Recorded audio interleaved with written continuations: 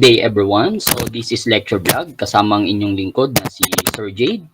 So I'm going to discuss about the topic of responsible tourism. So this topic, pwede ito sa subject na sustainable tourism, ecotourism, and tourism policy planning and development.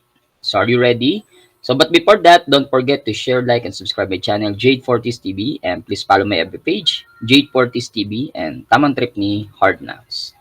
Alright, let's discuss about responsible tourism. Alright, so learning objectives, at the end of this lesson, the students are able to define responsible travel, discuss the tips for being a responsible traveler, and describe the significance of a responsible traveler.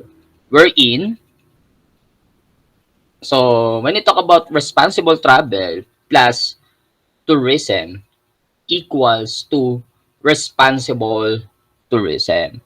So this is a combination of being responsible traveling in a certain tourist destination, wherein in that uh, tourist destination, it is important to sustain and to preserve not only for the present but also for the future generation. And of course, to avoid the different negative impacts, especially in environment, in economy, and social cultural impacts, no? So for being a responsible tourist, syempre, una, it helps to conserve the environment. And of course, another one, it's all about nakakapag-produce ito ng cultural awareness and then community involvement and empowerment kasi nagiging responsible not only the tourists but also all the stakeholders involved in planning and development of the destination, and as well as, of course, economic vitality. Okay? So, let's differentiate first sustainable tourism versus responsible tourism. So in sustainable tourism, first, it is the concept of traveling and exploring a destination as a tourist while respecting the culture, environment, and people of that destination. Siyempre, of course, as a tourist, if we're going to respect their culture, the environment, and the people, siyempre, ang lugar, masusustain yun. Masusustain po or mapoprotektan, especially the environment. Masusustain yung or mapipreserve yung cultural heritage of the destination or any cultural resources then, as well as, of course, yung mga people, they will continue to work in the tourist destination. So, not only in the present but also in the future generation. Ibig sabihin, nagiging maganda yung interaction between the host and then the tourist because may respeto. Maganda yung behavior ng tourist. At syempre, pag maganda yung behavior ng tourist, maganda din ang response ng community. That is sustainable. Dapat nasusustain yun. Alright? While in responsible tourism, it is the concept of creating better places for people to live and better places for people to visit. So as a responsible traveler, syempre, okay, so it's sabi ko nga ang pagiging responsible ang responsible tourism hindi lang ito sa tourist, hindi tourist lang or traveler ang gumagawa nito. Ang kailangan responsible lahat ng stakeholders. Syempre, pag responsible po lahat, responsible sila sa pagbuo ng magandang place, magandang destination. Nakakabuo sila ng magandang destination, nagiging magandang output dahil napaka-responsable ng mga tao. Of course, kapag gano'n ng tao, magiging better place, no?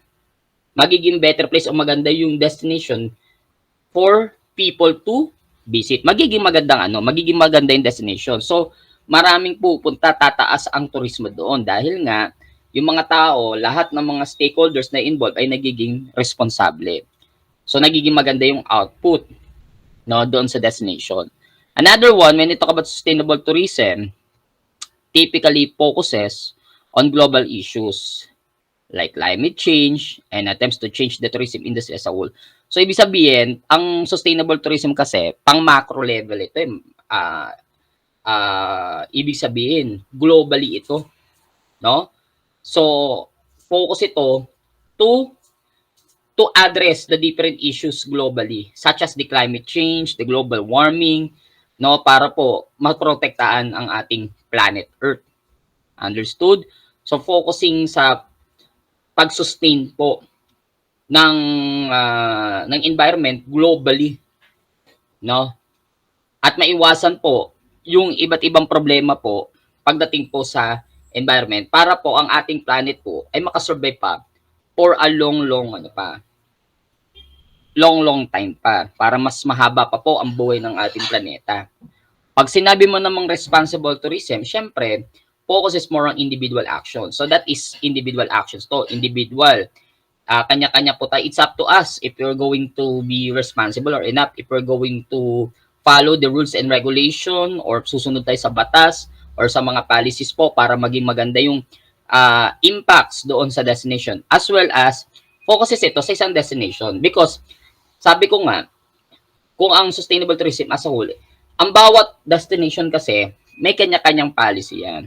May kanya-kanyang nagko-control yan. At may kanya-kanya silang strategy for conserving their destination. So, iba't iba yan. Iba-ibang destination, iba-ibang lugar, iba-ibang probinsya, iba-ibang syudad, iba-iba ang kanilang pagpaplano, no?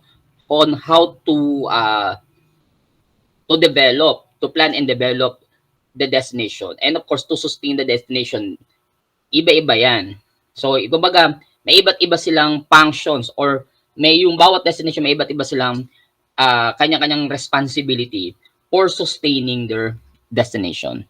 And then, of course, focuses on long-term change. So, yun ang sustainable tourism. As I said, global ito at malaking factors po ito. That's why pang long-term po ito, no? While responsible tourism focuses on short-term change kasi pwede mabago agad, no? Kunyari, okay ngayon, sa susunod na taon, baka hindi na responsible na taon, naging pabayaan na, masisira yung isang destination. Because yung mga tao hindi na ganun ka responsable. So, responsible tourism, let's define, responsible tourism is like sustainable tourism. O katulad nga, kasi pag responsible ka, it helps to sustain the destination, especially the environment. However, as often the word sustainability is often overused and not understood, responsible tourism has been adopted as a term used by industry. Actually, ang responsible tourism kasi, it is under the form of sustainable tourism. So, importante po, syempre, para masustain ang isang destination, kailangan ng mga tao ay responsible. Right? Responsible tourism is any form of tourism the way can be consumed in a more responsible way. How we're going to consume the resources for tourism activities. No? Siyempre, kung lahat po tayo, example, kung lahat po tayo ay gumagawa ng activity dun sa isang lugar, especially sa mga mountains or dagat po, at hindi po ito na-control, ibig sabihin, hindi responsible yung mga taong involved for sustaining that environment or that resources. That's why, kailangan, if we consume these resources po, kailangan in a responsible way. That is responsible tourism. Because not only tourists ang involved lang dito, lahat po ng stakeholders such as the public and private sectors, the community itself, and then at iba pang mga stakeholders na involved for tourism. So responsible tourism is tourism whose responsibilities it is to educate travelers. Yun lang naman di ba? Pag sinabi nating responsible travelers, to educate the travelers. No? Especially, if you remember the 10 commandments in ecotourism, take nothing but pictures, kill nothing but time, bring nothing but memories, leave nothing but footprints. That is the best ecotourism motto. Alright? Motto na dapat po ini-educate po o itinuturo po sa mga travelers para maging responsible traveler. Alright? So of course, based on Cape Town Declaration 2002, ano po ba dapat ang ituro sa mga turista, sa mga travelers? At sa lahat po ng mga involved sa tourism para mas maging maganda ang result at mas maging sustainable ang isang destination not only for the present but also for the future generation. First, minimizes negative social, economic, and environmental impacts. So of course, marami pong mga negative impacts like sa society, acculturation, demonstration effects, sa economy, inflation, tsaka overdevelopment, and environmental impacts naman, pollution, that's another one, and resource depletion and loss of biodiversity. Okay, kailangan ma-minimize o makontrol para maging positive impact ang isang destination.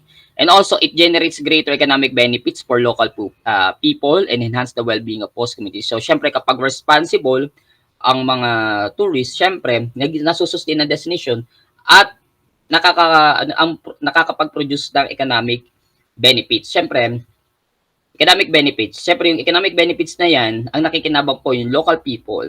And of course, enhance the well-being. Napapaganda yung hanap buhay ng mga host community sa isang destination. And it improves working condition and access to the industry. So, magiging, syempre, kapag ang private sector itself, they are responsible. Syempre, magiging maganda yung working conditions sa kanilang mga empleyado. At magiging maganda yung access sa bawat sectors po, sa bawat private sectors na involved sa tourism industry. It involves local people in decisions that affect their lives and life chances. Syempre, for being responsible, syempre mga local people, they're the one, ang pinaka nagde-decide dapat ng pagpaplano sa isang destination. Syempre, kailangan yung decision nila tama. Sila yung pinaka nagde-decide po or decision maker po. So, syempre, based on their decision maker, dapat they are responsible before they plan, before, bago po nila planuin, bago sila makapag-decide. No? Kasi ito yung pwedeng makapagbago sa kanilang pamumuhay at sa kanilang buhay po. Okay? So, makes positive contribution to the conservation of natural and cultural heritage, embracing diversity. So, of course, because of the responsible tourism, maganda po ang output nito, maganda ang magiging contribution nito, especially in conserving the natural resources or the environment. And of course, ma-maintain po yung mga important cultural heritage, especially yung mga under UNESCO World Heritage Sites. And it embraces diversity.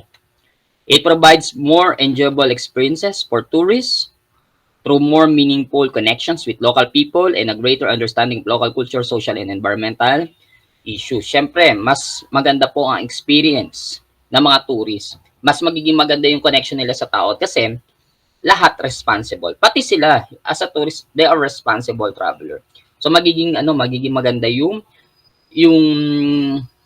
social interaction. Plus, maiiwasan yung mga maiiwasan yung mga environmental issues. Nakakatulong sila sa environment kasi yung mga tao responsible. It provides access for physically challenged people. Of course, if the public sectors gumagawa ng mga proyekto, so kung napaka-responsable nila para gumawa ng proyekto para po mabigyan ng chance yung mga tao pong under person with disabilities. So, nabibigyan sila ng accessibility para po ma-enjoy din nila ang destination. Yung mga taong nabubuhay po with disability or person with disability. It is culturally sensitive, encourages respect between tourists and hosts, and builds the local pride and confidence.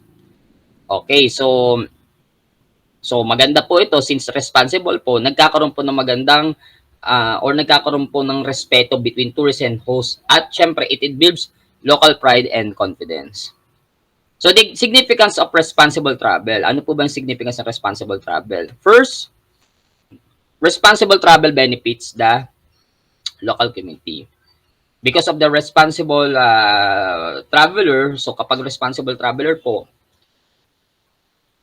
nakakatulong. Ibig sabihin, pag responsible ka, you're willing to help also the people, especially the local community. Okay?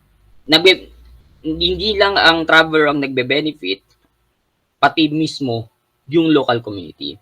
Because napaka-responsable ng mga traveler. Understood? So, kumbaga, hindi nakaka-destroy po, or ibig sabihin, hindi nakaka-destroy po sa kanilang culture at sa kanilang environment. Nagiging mas maganda pa yung hanap buhay ng mga community po. Another one, responsible travel. It helps preserve the culture. Siyempre, kung ang mga responsible traveler po ay nagiging responsable, kung continuous po yung pagiging responsable, ibig sabihin yan, meron silang respeto sa culture. At ang mismo destination ay patuloy nilang i-showcase yung kanilang cultural heritage such as the fiesta, mga cultural products, at syempre po, yung mga values po. Okay, so continues to showcase and preserve that, not only in the present but also sa future generation. Responsible travel helps preserve the environment kasi pag responsable ang mga traveler, it helps to conserve the environment. Especially kung mga tao, marunong sila mag-reduce, mag-reuse, mag-recycle, marunong po magtapon ng basura sa tamang tapunan, marunong pong tumulong po sa mga proyektong pangpamahalaan, lalo na sa mga clean and green program. So, nagiging mas, nagiging mas maganda po o nakakapag-produce po na maraming puno, nagiging nagiging na-maintain po yung conservation po. And also, kung yung mismong mga yung mga sectors in tourism, gumagawa sila ng mga products or accommodations na eco-friendly po, na hindi nakakasira ng environment. Responsible travel provide jobs for locals. Siyempre, kung ang tao mismo ay responsable sila na natangkilikin o ipatronize yung mga local products. Siyempre, yung mga local people, magsiserve yan ng mga produkto. I-showcase nila kung ano yung produkto na meron sila, ano man yung, at magkakaroon sila siyempre ng hanap buhay. Responsible travel makes travel more enjoyable. Siyempre, nag-enjoy kasi. Magandang gamitin yung resources. Maayos yung paggamit ng resources for tourism activity so that the tourism activities po nasusustain po. Ibig sabihin, marami pang tao mag-i-enjoy doon sa lugar na yon. Understood? So magiging mas enjoyable pa po ang pagbabiyahe. Kasi po, maayos at maganda yung lugar dahil nga responsable yung mga tao. We can keep traveling without being responsible. So responsible travel, how to travel sustainably, ethically, and responsibly, which is correct. How to travel sustainably, ethically, and responsibly. Because hindi tayo makakapag-travel ng maayos kung hindi po tayo responsable. Hindi magiging maganda yung mangyayari sa isang destination, marami pong mapapahamak. Mismo ang traveler ay hindi po responsible. Our kids will travel responsibly too. Siyempre, ituturo natin sa mga next generations, lalo na sa mga next generation, sa mga magiging anak nyo in the future. So, magiging responsible traveler din sila. Responsible travel, of course, ang magandang output nyo, syempre, nakakatulong yan, ang responsible travel ay na-applyan, sa responsible tourism and ecotourism. And of course, this responsible tourism and ecotourism ay under the sustainable tourism. That's why it is important to take nothing but pictures, kill nothing but time, leave nothing but footprints. Take nothing but pictures, kill nothing but time, bring nothing but memories, leave nothing but footprints. Again, take nothing but pictures, kill nothing but time, bring nothing but memories, leave nothing but footprints. So this is the best way for conserving the environment or for being a responsible traveler. Yung sundin lang itong ecotourism motto na ito na na-apply po sa mga forests, sa mountains, or any ecotourism destination. So the environment and the economy are really both two sides of the same coin. If we cannot sustain the environment, of course, we cannot sustain ourselves. Kung gusto nyo pong mag-continue po, makita pa po ng future generation, yung magandang environment, yung magandang kultura, magandang ekonomiya po. So we need to be responsible. ngayon para sa future, mawi-witness pa ng mga future stakeholders ang magandang impacts ng tourism, especially yung magagandang destination. In order to win and succeed in life, responsibility is so important. This is a part of being an adult and learning how to be responsible for everything, which is true. So maraming salamat po at mabuhay po. So it's all about responsible tourism. All right? So if you have no questions, so very good. Kung wala na po question. I mean, if you have a questions po, don't hesitate to ask me by magsulat po ng comment diyan po sa YouTube comment section po. So maraming salamat po at I hope maging responsable tayo sa ating pagbabiyahe at maging responsible traveler tayo para po maging maganda po yung kalalabasan nito sa isang destination na pupuntahan natin. So maraming salamat at ingat kayo. God bless.